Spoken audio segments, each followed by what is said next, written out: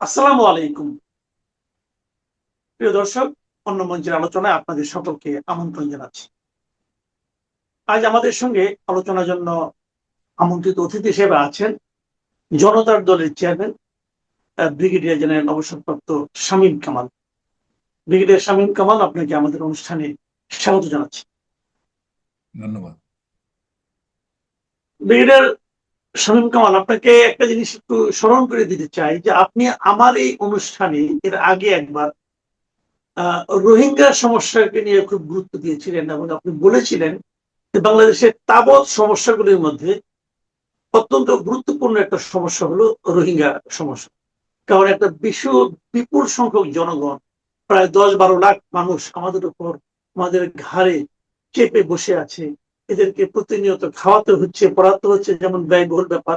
একই সঙ্গে ওদের কারণে আমাদের সামাজিক যে বাস্তবতা, সেখানেও কিন্তু প্রতিনিয়ত একটা হুমকি তৈরি হচ্ছে। এগুলো নানা রকম প্রবলেম তো আছেই। এটা কারা এনেছিল, কারা আসতে দিয়েছিল, তাদের কি মতলব ছিল, নানা ধরনের হিসাব নিকাশ আছে। সেগুলিকে নিয়ে যদি আমরা গবেষণা করি, হয়তো কাউকে দায়ী করবো, কাউকে দায়ী করতে পারবো না। কিন্তু যাকে হলো, এটা আমাদের ঘাড়ে চেপে থাকা একটা বিকট সমস্যা। এর হাত থেকে বাঁচার উপায়, ওদের প্রত্যাবাসনের নামে এতদিন যত কিছু হয়েছে, আলোচনা হয়েছে অথবা হয়নি। আমরা ইউনিট সরকারকে দেখেছি, একজন হাই প্রোফাইল একজন লোককে উনি উপদেষ্টা নিয়োগ করেছিলেন কেবল এই বিষয়টার জন্য। ওনার হাতে, ওনার মাধ্যমে, ওনার কর্মতৎপরতায় আমরা কতটুকু কি করতে পেরেছি, সেটা কি অশ্বডিম্বের কাছাকাছি কিনা জানি না। সেটা নিয়েও নানা ধরনের কৌতুক আছে, নানা ধরনের আলোচনা আছে। কিন্তু আমরা একটা জিনিস লক্ষ্য করলাম যে এবারে আমাদের মাননীয় প্রধানমন্ত্রী উনি নিজেই এমন একটা কমিটি করলেন যে এই রোহিঙ্গা প্রত্যাবাসন নিয়ে এত উচ্চ পর্যায়ের কমিটি এর আগে হয়েছে কিনা আমি শুনিনি।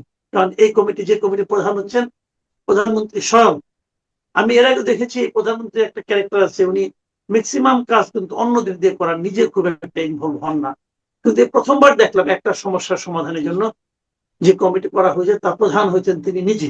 তার মানে উনি নিজে এটাকে খুব গুরুত্ব দিচ্ছেন। এবং আমার এটাও মনে হয়েছে যে প্রথমবারের মতো একজন প্রধানমন্ত্রী পর্যায়ের একজন ব্যক্তি এই সমস্যাটা সমাধানের জন্য এতটা গুরুত্ব সহকারে বিষয়টা বিবেচনা করেছে।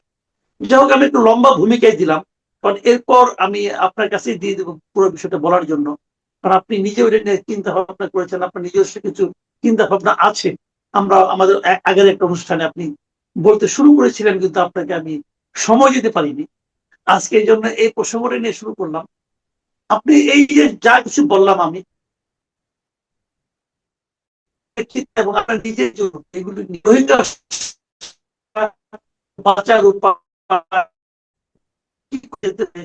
কমিটি গঠন, প্রধানমন্ত্রী কিছু বলা হতে থাকে, যদি আপনি বলেন ব্রিগেডিয়ার শামীম যে কামাল। মাসুদ ভাই, আপনাকে অসংখ্য ধন্যবাদ। আমি একটু অবাকে হয়েছি যে হয়তো দিন আগে রোহিঙ্গা প্রত্যাবর্ষণ নিয়ে আপনার সাথে আপনার টক শোতে এবং এটার একটা সম্ভাব্য সমাধান কিভাবে আসতে পারে সে বিষয়ে আমি আমার ক্ষুদ্র জ্ঞান দিয়ে চেষ্টা করেছিলাম।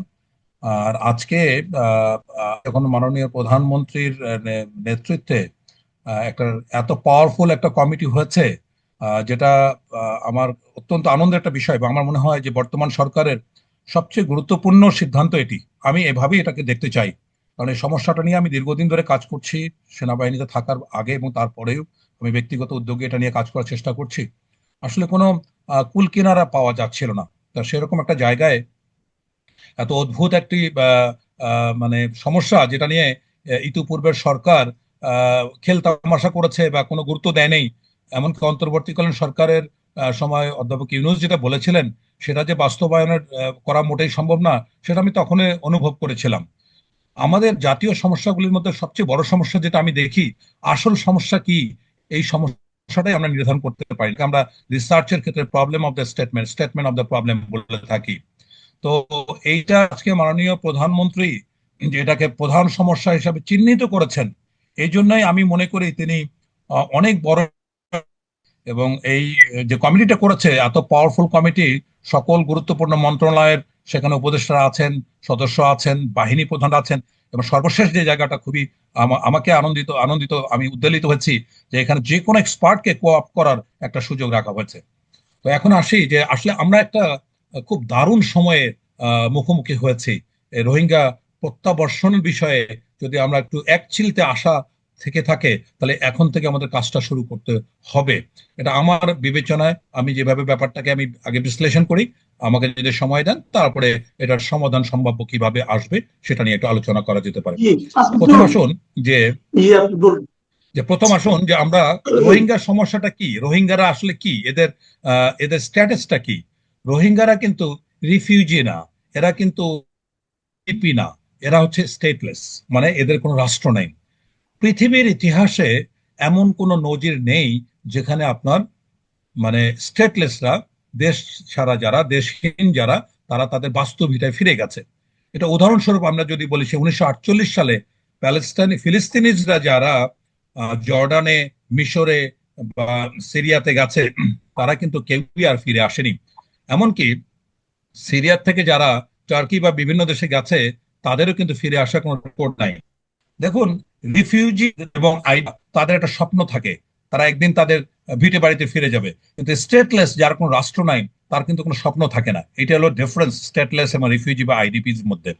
এখন রোহিঙ্গারা যে, আমি বলেছি যে টোটাল যে ডায়াসপোরা আছে, পৃথিবী জোড়া যে রোহিঙ্গা ডায়াসপোরা আছে, তার 70 ভাগ এখন বাংলাদেশের।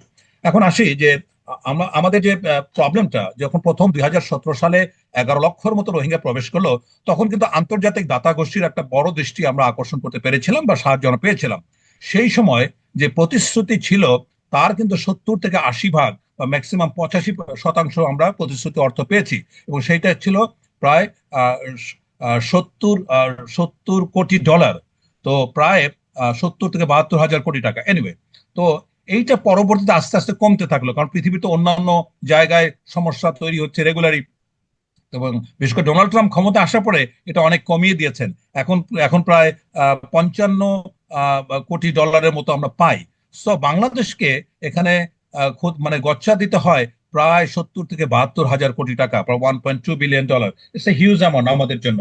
এখন কথা হচ্ছে যে আমাদের যে বর্তমান অবস্থা, তাতে আমরা এত বড় মানে বোঝা এটা বহন করা, যে আমাদের জন্য প্রায় অসম্ভব একটা বিষয় আছে, এটা আমার মনে হয় সকলে আমরা বুঝতে পারি। কিন্তু এই যে একটা বড় সমস্যাকে আমরা ইনভাইট করলাম, তৎকালীন সরকার যে আমন্ত্রণ তাদেরকে ঢুকিয়েছে, তাদেরকে প্রবেশ করিয়েছে বা এনেছে, এটা কিন্তু পদ্ধতিগতভাবে মারাত্মক একটা ভুল হয়েছে। এটা সংসদে আলোচনা হয় নাই, সুধীজন সমাজে আলোচনা হয় নাই, গণশুনানি হয় নাই। তো এককভাবে যখন আওয়ামী লীগ সরকার মনে করেছে এবং এখানে ব্যক্তিগত আবেগ কাজে লাগিয়েছে, যে তারা একসময় শেখ হাসিনা বা শেখ পরিবার রেফিউজি ছিল, সুতরাং সেই স্মৃতিকে ধারণ করে এত বড় একটা জনগোষ্ঠীকে।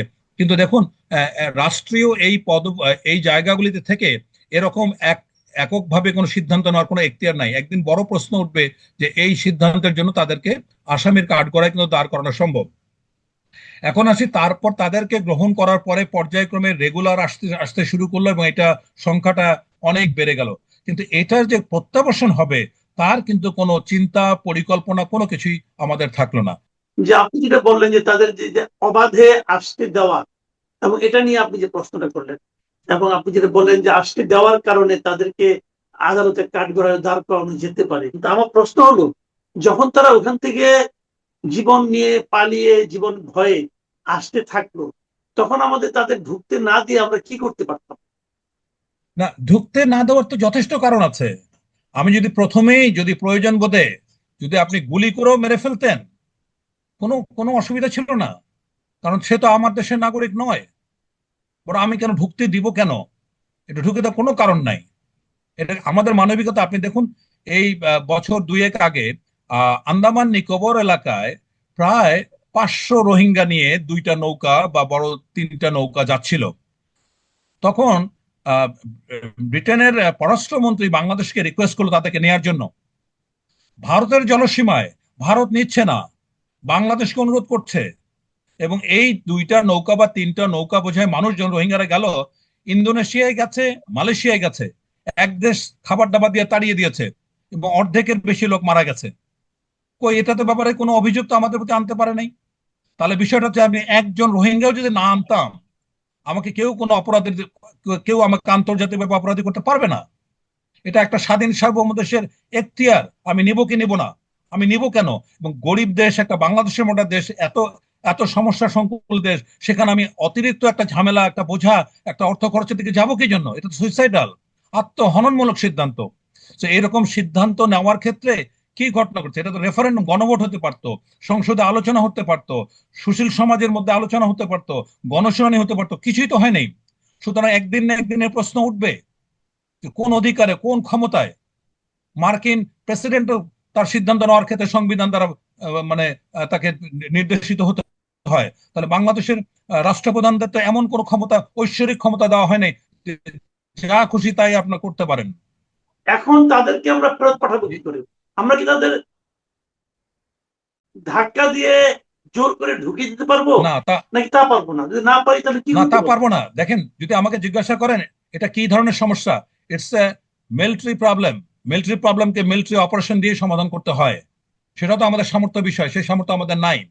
আর আপনি জোর করে ঢুকাবেন, তারা তো ঢুকতে দেবে না।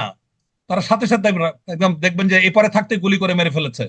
সুতরাং জিনিসটা তো সহজ না। সুতরাং নেওয়াটাই একটা বড় ঐতিহাসিক ভুল হয়েছে। এটা রাষ্ট্রীয় স্বার্থ, আমাদের নিজের স্বার্থ চিন্তা না করে আমরা কাজটা করেছি। এখন আসি যে রোহিঙ্গার প্রত্যাবর্ষণের স্টেটলেসের যেমন কোনো উদাহরণ পৃথিবীতে নেই। এই রোহিঙ্গার প্রত্যাবর্ষণ কিন্তু একেবারে শূন্যের কোঠায় চলে আসছে। এটা প্রত্যাবর্ষণ করা হবে না বা কোনোদিনই সম্ভাবনা নাই, এরকম একটা বাস্তবতা থেকে আমাদের এগোতে হবে। তবে হ্যাঁ, পরিবেশ পরিস্থিতি কিছু কিছু মাহেন্দ্র ক্ষণের সৃষ্টি করে, কিছু কিছু মানে সোনালী সুযোগ সৃষ্টি করে। সেই রকম একটা সুযোগের আমরা দ্বার প্রান্তে এসেছি। এখন আসি যে অবস্থাটা কি দেখুন। আমি যদি এখন এখানে যে বিভিন্ন স্টেক হোল্ডার আছে, তাদের প্রবলেমগুলি এবং তাদের কোনো একটা পয়েন্ট যদি এক জায়গায় মিলে যায়, তাহলে কিন্তু এটা সমাধানের বের হলে হতেও পারে। এখন আসি প্রথম রাখাইন নিয়ে। রাখাইন আরাকান আর্মি দখল করে ফেলেছে 90% জায়গা। শুধুমাত্র রাখাইনের যে রাজধানী সিতওয়ে, এটা দখল করতে পারে নাই। সিতওয়েতে 3টা শহর আছে। একটা হচ্ছে সিতওয়ে, একটা হচ্ছে কায়াকপু, আর একটা হচ্ছে মুনাং। তাহলে এই 3টা শহরের দখল 3টা দেশের হাতে। সিতওয়ে সমুদ্র বন্দর পরিচালনা করে ভারত। ভারত এবং ভারতের যে স্বার্থ, এটা হুগলি থেকে 539 কিলোমিটার বেয়ে পার হয়ে কালাদান নদী তীরে যে বন্দরটা আছে, সেটা ভারত নিয়ন্ত্রণ করে। এটা কিন্তু ভারতের দ্বিতীয় আন্তর্জাতিক সমুদ্র বন্দর, ইরানের সাবাহারের পরে। এটার মূল কারণ হচ্ছে ভারত তার সংবেদনশীল চিকেন নেক শিলিগুড়ির সংবেদনশীলতা কমানোর জন্য হুগলি থেকে সিটুয়ে হয়ে কালাদান মাল্টি মডাল যে প্রজেক্ট তার আছে কালাদান নদী দিয়ে, এইটা দিয়ে কালাতোয়া, পালাতোয়া, জরিনপুর, আইজল, এমনকি একদম অরুণাচল পর্যন্ত যোগাযোগ স্থাপন করতে চায়। এটা কিন্তু ভারত পরিকল্পিতভাবে করেছে তার চিকেন নেকের শিলিগুড়ি করিডোরের যে সংবেদনশীল, এটা কমানোর জন্য। দ্বিতীয়ত হলো কোনোভাবে যেন চীনের কর্তৃত্বের মধ্যে মিয়ানমারের এই মাল্টি মডাল প্রজেক্ট বা সিতুয়ে পুরা শহরের মানে কর্তৃত্ব না যায়। তো এটা করতে গিয়ে এখন এই কালাদান মাল্টি মডাল যে প্রজেক্ট আছে, সেটা কিন্তু জিম্মি হয়ে পড়েছে আরাকান আর্মির হাতে। কারণ আরাকান আর্মি যদি এখানে সম্মতি না দেয়, তাহলে ভারত কিন্তু এই কালাদান মাল্টি মডাল প্রজেক্ট দিয়ে সিতুয়ে দিয়ে অরুণাচল পর্যন্ত, আইজল পর্যন্ত পৌঁছাতে পারবে না। যদিও এখানে ভারতের সময় এবং সুযোগ সুবিধা মানে যথেষ্ট কমে নাই। বাংলাদেশের বিনিময়ে বাংলাদেশের মোংলা বা চট্টগ্রাম থেকে বা ত্রিপুরা থেকে করিডোরের মাধ্যমে যে সুবিধাটা ভারত পাচ্ছিল, তা এটা কিন্তু এই প্রজেক্ট থেকে অনেক বেশি নিরাপদ ছিল এবং সাশ্রয়ী ছিল। এখন আসি যে মূলত এখানে ভারতের ইন্টারেস্ট হচ্ছে এককভাবে চায়নার কর্তৃত্ব যেন সিতুয়ের উপরে না থাকে। দ্বিতীয়ত হলো, এখন আসি বড় গ্যামেট যেটা, সেটা হচ্ছে যে চীন। চীন দীর্ঘদিন ধরে ভারত মহাসাগরে ঢোকার জন্য আপ্রাণ চেষ্টা করে যাচ্ছে। এখন দেখুন, অ্যাডমিরাল মাহানের একটা কথা আছে যে পৃথিবী কে নিয়ন্ত্রণ করবে। উনি উত্তর দিয়েছেন, উনি একজন ম্যারিটাইম স্ট্র্যাটেজিস্ট, উনি বলেছেন পৃথিবী সেই নিয়ন্ত্রণ করবে যে মহাসমুদ্র বেশি নিয়ন্ত্রণ করবে সে। তাহলে কার্যত মার্কিন যুক্তরাষ্ট্র এখন আপনার প্যাসিফিক এবং আটলান্টিক এই 2টা মহাসাগরে একচ্ছত্র আধিপত্য বজায় রাখছে। ভারত সেখানে চীন চাচ্ছে মার্কিন যুক্তরাষ্ট্রকে চ্যালেঞ্জ করে দুইটা মহাসাগরে আধিপত্য বিস্তার করে, একটি হলো প্রশান্ত আর একটি হলো ভারত মহাসাগর। প্রশান্ত তো সে পারছেই না, এবং ভারত মহাসাগরে ঢোকার জন্য তার দুইটা রাস্তা, একটা হচ্ছে চায়না পাকিস্তান করিডোর দিয়ে গোয়েদার দিয়ে ভারত মহাসাগরে প্রবেশ করা, আর একটি হচ্ছে মিয়ানমার হয়ে কায়াকপু দিয়ে প্রবেশ করা। তাহলে এখন ভারত চীনের যে আপনার চীন পাকিস্তান করিডোর আছে সেটা সম্পূর্ণরূপে ব্যর্থ হয়েছে। 2015 সালে চীন এখানে $46 বিলিয়ন ব্যয় করেছে এবং প্রায় 2300 একর জায়গা কিনেছে, কয়েক হাজার লোক নিয়োগ করেছে। এইটা কিন্তু রোড অ্যান্ড বেল্ট অ্যান্ড রোডের প্রথম সফল প্রজেক্ট হিসেবে সি জিনপিং বলেছেন, উল্লেখ করেছেন, কাজ শুরু করেছেন। কিন্তু ওখানে প্রবলেমটা করেছে বেলুচিস্তানের লোকজন। বেলুচরা এটা বাধা দিয়েছে এবং যার কারণে এই প্রজেক্টটা সফল হয়নি। এবং মূলত এবং গত সপ্তাহে ভারত অভিযোগ করেছে যে বেলুচিস্তানে প্রক্সি ওয়ার করছে ভারত, যাতে কোনোভাবে চীন তার করিডোরটাকে সফল করতে না পারে। তাহলে চীনের জন্য ভারত মহাসাগরে ঢোকার যে প্রথম পথ সেটা কিন্তু রুদ্ধ হয়ে গেল। দ্বিতীয়ত হলো যে কায়াকপু হয়ে মানে সিতুয়ে থেকে একদম কুনমিং পর্যন্ত চীনের যে আপনার দুইটা পাইপলাইন আছে, একটাতে তেল যায়, একটাতে ক্রুড অয়েল যায়, রাইট? এখন এই কায়াকপুকে বলা হয় মানে মায়ানমারের অর্থনীতির মুকুটের হীরা। এটা এতই গুরুত্বপূর্ণ একটা জায়গা যেটার দখল হচ্ছে চীনের হাতে। এখান থেকে চীন এবং মিয়ানমার থেকেও প্রাকৃতিক সম্পদ কিন্তু এই পাইপলাইনের মাধ্যমে চীন কুনমিং পর্যন্ত নিয়ে যাচ্ছে। এমনকি মধ্যপ্রাচ্য থেকে, ইরান থেকে যে জ্বালানি নিয়ে আসে সেটাও কিন্তু কায়েকপু দিয়া মানে চীন সরবরাহ করা ইয়েতে। এখন আসুন যে কোনো অবস্থাতে চীন কায়াকপুর নিয়ন্ত্রণ ছাড়তে চাচ্ছে না। তাহলে ওখানে একটা মিয়ানমারের রাখাইনের মোট 17টা বড় শহরের মধ্যে 14টার আরাকান আর্মির দখলে, 90% এলাকা আরাকান আর্মির দখলে। শুধুমাত্র রাজধানী সিতুয়ের 3টা শহর, আমি অলরেডি সিতের নৌবন্দরের কথা বলেছি, সমুদ্র বন্দরের কথা বলেছি, দ্বিতীয় কায়েকপুর কথা বললাম, আর একটা মোনাং নামে যে শহর আছে, এবং এই শহরে মিয়ানমার নেভির 20 থেকে 25টা যুদ্ধ জাহাজ আছে। যদিও এখন জান্তা সরকারকে এ জায়গায় হেলিকপ্টার বা বিমানের মাধ্যমে যোগাযোগ করা ছাড়া কোনো বিকল্প নাই। তাহলে এখন খেয়াল করুন, এইরকম একটা জায়গায় মিয়ানমারের অর্থনীতির পানির কল কায়েকপু, এটা কোনো অবস্থাতে মিয়ানমার ছাড়তে চাইবে? চীন কি কোনো সময় কায়েকপুর দখল ছাড়তে চাইবে? ভারত কি কখনো শীতের অধিকার ছাড়তে চাইবে? সুতরাং এখন যেটা হয়েছে যে পুরা মিয়ানমারের যতগুলি প্রদেশ আছে, 7টা প্রদেশ আছে পেরিফেরিতে, এরা সবাই হচ্ছে অবামার, আর কেন্দ্রে হচ্ছে বামার হার্টল্যান্ড। তাহলে এখানে অং সান সুচি সে কিন্তু বামার। সুতরাং অং সান সুচির কোনোদিন আর রাজনীতিতে ফেরার সম্ভাবনা নাই। কেননা মায়ার সংবিধানের 59 ডিতে একটা এমন ধারা করেছে যেখানে বিদেশি স্বামী স্ত্রী কেউ থাকলে আর সে কখনো প্রত্যক্ষভাবে প্রধানমন্ত্রী বা রাজনীতি অংশগ্রহণ করতে পারবে না। তাহলে এখন দেখুন যে এই যে 7টা প্রভিন্স, প্রত্যেকটা জায়গায় কিন্তু প্রবলেম শুরু হয়েছে, বাট প্রত্যেকটা জায়গায় মিয়ানমার সরকার, জান্তা সরকার এই বিদ্রোহকে দমন করতে সক্ষম হচ্ছে। একমাত্র ব্যতিক্রম হচ্ছে রাখাইন বা আরাকান। এবং সেখানে যে জেনারেল নায়ং আছে সে কিন্তু এখন জাতীয় বীরে পরিণত হয়েছে। এবং রাখাইনের স্বাধীন হওয়ার আর কোনো বিকল্প নাই, তারা স্বাধীন হবেই। কিন্তু মজার ব্যাপার হচ্ছে এই যে 7টা প্রদেশে যখন বিদ্রোহ শুরু হলো, কেউই কিন্তু স্বাধীনতা ঘোষণা করেনি, সকলে চাচ্ছিল স্বায়ত্তশাসন।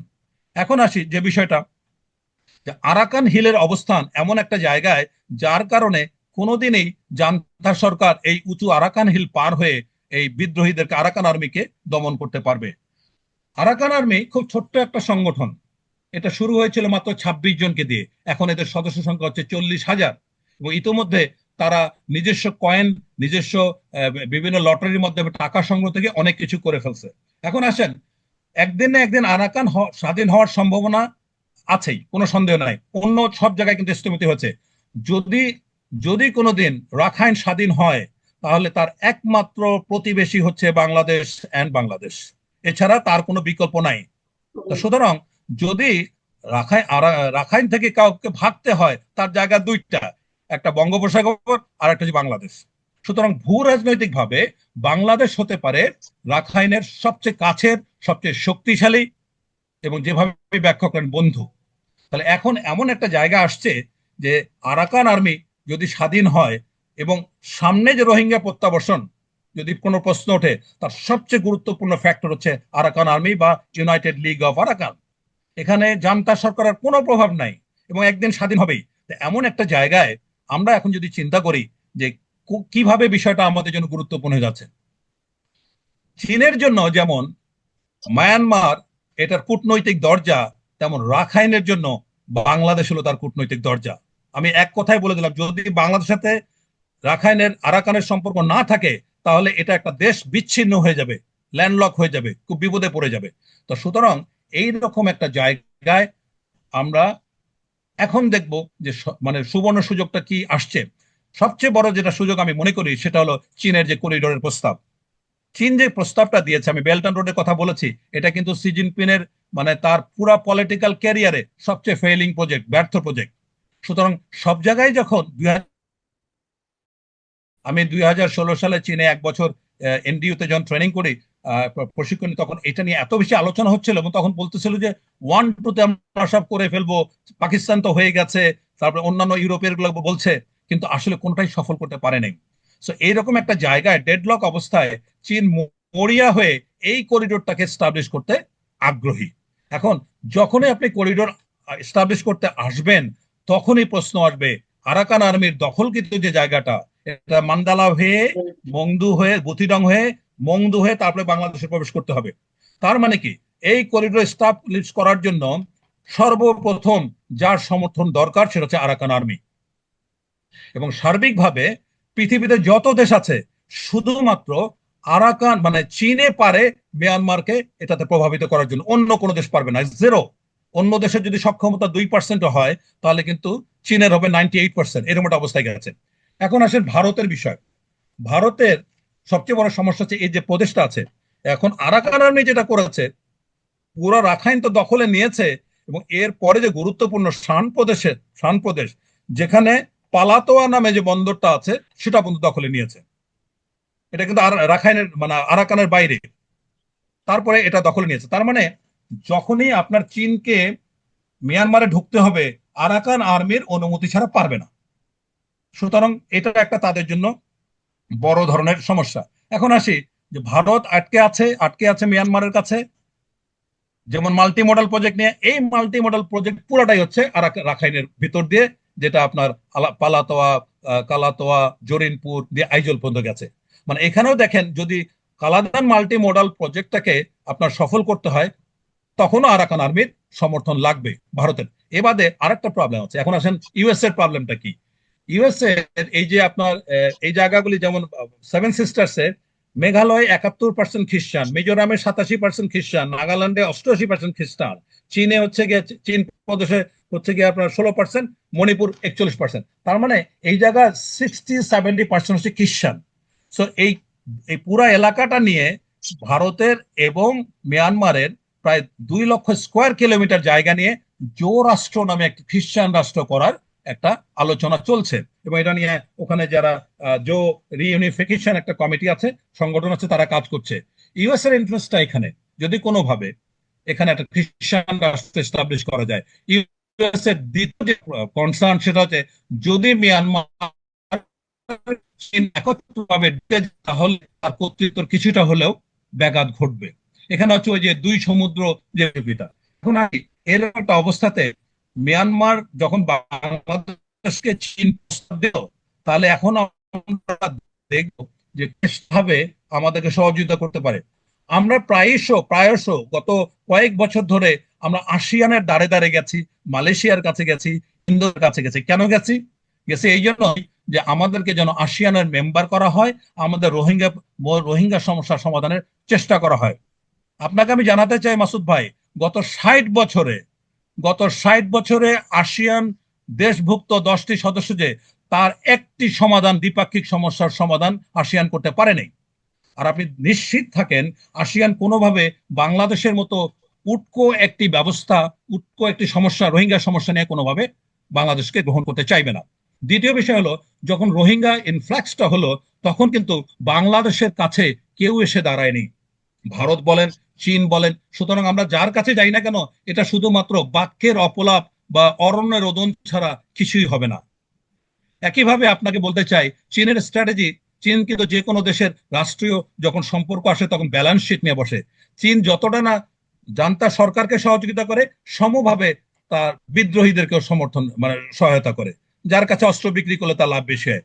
এবং আপনি জানেন এর মধ্যে যে চীনের যে পাশাপাশি দেশগুলি আছে, শান এবং চীন, এই কাচিন, এই এলাকাগুলিতে রেয়ার আর্থ মেটাল আছে, অনেক দামি দামি মেটাল, যেটা অস্ত্র শস্ত্র বা ইলেকট্রনিক্স এর জন্য ব্যবহার হয়। এটার কিন্তু বড় সাপ্লায়ার মিয়ানমার, এবং এইটার সংগ্রহ করার জন্য চীন বিদ্রোহীদের সাথেও আঘাত করতে বাধ্য হয়েছে।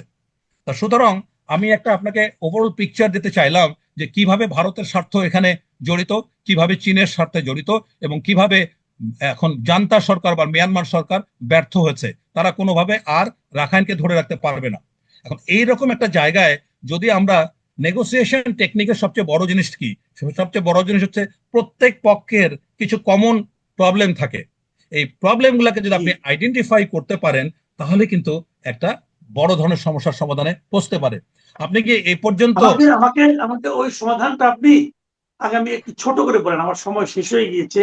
যদি আপনি আমাকে ওকে, আগামী 2-3 মিনিটের মধ্যে ওই সমাধানটা দিতে পারেন, না আচ্ছা, আপনি প্রস্তাবটা কি? আমি এখন এটাতে যাচ্ছি।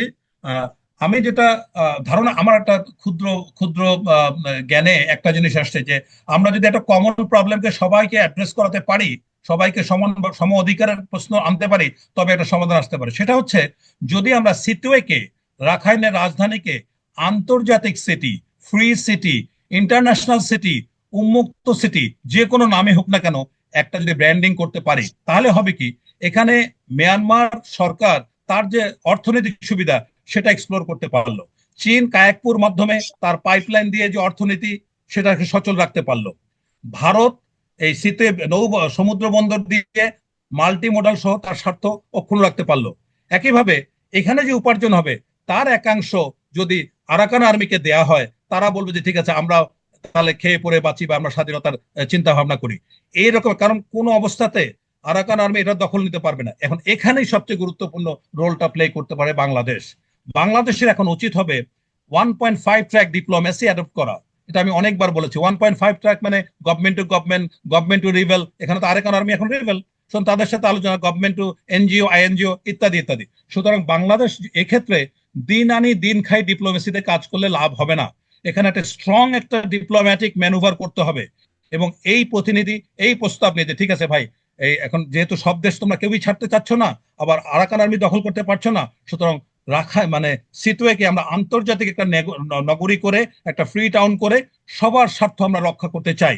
বাংলাদেশ এই ভূমিকাটা নিলে আমার দৃঢ় বিশ্বাস যে প্রত্যেকটা দেশ অ্যাটলিস্ট সেকেন্ড থট দিতে হবে। তো সুতরাং আপনি এখানে একটা কমিটি করবেন, মিটিং করবেন, সেমিনার করবেন, কোনো কাজ হবে না। এই প্রত্যেকটা দেশ ইউএসএ থেকে শুরু করে চীন, ভারত, মিয়ানমার, মানে রেগুলারলি রুটিন প্রত্যেক মাসে দরকার ভিজিট করতে হবে, যে এই প্রশ্নগুলি তাদের সামনে তুলে ধরতে হবে।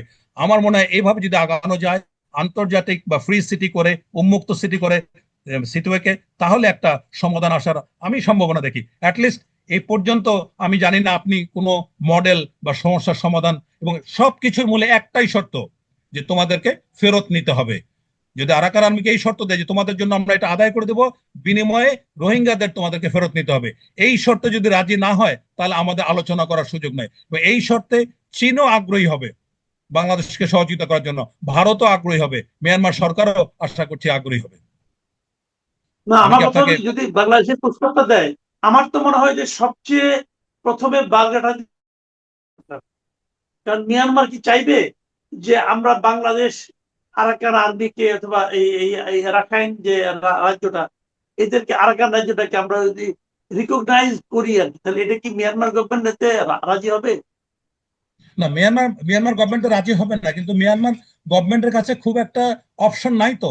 বাকিগুলো যেমন কন্ট্রোল করতে পেরেছে, রাখাইনকে সে পারছে না, তো 90 ভাগ দখলে আছে। আর সবচেয়ে বড় কথা, মনস্তাত্ত্বিক ভাবে মানে আহ, জান্তা সরকার এটা একসেপ্ট করে নিয়েছে, বিকজ তারা আর কোনোদিনে এটার দখল নিতে পারবে না। সুতরাং এইরকম একটা আচ্ছা। জায়গায় ঝামেলায় না গিয়ে যদি একটা সমঝোতার মাধ্যমে আমার স্বার্থটাকে রক্ষা করতে পারি, তাহলে সবাই হয়তো বিবেচনা, মানে মায়ানমার জান্তা সরকার চেষ্টা করতে তো অসুবিধা নাই, এই প্রস্তাব দিতে তো কোনো অসুবিধা নাই। এবং বাংলাদেশ যদি এখানে তো থার্ড পার্টি হিসেবে প্রস্তাবটা দিচ্ছে, এখানে দোষের কিছু নাই। আপনি কি আজকে জান্তা সরকারের সাথে সম্পর্ক রেখে রোহিঙ্গা সমস্যার সমাধান করতে পারবেন? উত্তর শূন্য। আপনি শুধুমাত্র চীনের সাথে এটা পারবেন, চীন কোনোদিন এটা আপনার করবে না। চীন নিজেও চায় না জান্তা সরকার এবং বিদ্রোহী সরকার কেউই, সবাই যেন দুর্বল থাকে এবং তার অনুগত থাকে। সুতরাং আপনি হিসাব করে দেখেন, সবারই কিন্তু কিছু না কিছু স্বার্থ এই সিতুয়েতে আছে, এবং এই স্বার্থ যদি তারা জি রক্ষা করতে পারে তাহলে একটা ইতিবাচক ব্যাপার দেয়। এবং এখানে খুব স্ট্রং ডিপ্লোম্যাটিক রোল প্লে করতে হবে, খুবই শক্তিশালী। এখানে আমার মনে হয় একটা জি বিশেষ একটা কমিশন করা দরকার হোক, বিশেষ একটা কমিটি, এবং সেই কমিটির শাটেল ডিপ্লোমেসি, মানে মাসে দরকার একদিন একদিন একবার একবার করে প্রত্যেকটা দেশে যে একটা না একটা জায়গায় আলোচনায় বসলে কিছু না কিছু তো প্রোগ্রেস হবে। আপনি দেখুন, খেয়াল করে, এতদিন ধরে এই সমস্যাটা আছে, কেউ কোনো সমস্যার সমাধানের ব্যাপারে আপনি দেখেছেন কোনো সমাধান বা কোনো প্রস্তাব, না না কোনো হয় না আলোচনা, কোনো দর্শন? সেখানে না আমি মনে করি যে এই বিষয়টা নিয়ে কাজ করতে পারলে আমাদের দেশের জন্য একটা বড় একটা রিলিফ হবে। যদি তারা রোহিঙ্গাতে ফেরত নিতে না চায়, তাহলে জি আমাদের এসব কোনো আলোচনা করে লাভ নেই। জি অনেক ধন্যবাদ, অনেক ধন্যবাদ ব্রিগেডিয়ার জেনারেল শামীম কামাল। আপনি একটু লম্বা হলো, কিন্তু আমার মনে হয় যে এই লম্বা আলোচনাটা সবাই একবার একটু মন দিয়ে শোনা দরকার।